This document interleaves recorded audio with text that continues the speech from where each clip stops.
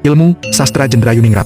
Ilmu ini adalah warisan rahasia para resi dan panditu Jawa kuno yang hanya diajarkan kepada raja-raja. Berakar dari spiritualitas dan supranatural, ilmu ini membangkitkan semesta kecil dalam diri manusia dari sukma, cakra, hingga batin terdalam. Ilmu ini sangat langka dan dahulu disembunyikan agar tidak jatuh ke tangan yang salah. Versi aslinya memiliki kekuatan besar, bisa digunakan untuk kebaikan maupun kejahatan. Maka, pengguna wajib memiliki tanggung jawab spiritual. Pengamalan dilakukan seminggu sekali melalui pengucapan mantra, menjaga kemurnian energi dan membersihkan ruh dari pengaruh buruk. Ini memperkuat tubuh halus, aura, dan memperlancar segala hajat. Ilmu ini mampu membangkitkan sedulur papat, memperkuat cakra, memperbesar wadah diri, membuka akses ke dimensi ketujuh, serta memberi perlindungan gaib dan keberuntungan dalam kehidupan nyata. Aura keberuntungan, asihan, rezeki, harisma, hingga kekuatan negosiasi adalah bagian dari manfaatnya. Ilmu ini juga memperkuat ilmu-ilmu lain dan menyatukan erat sukma panser dengan sedulur empat. Ritualnya sederhana, hanya membutuhkan air putih, mawar merah jasad, dan mawar putih ruh.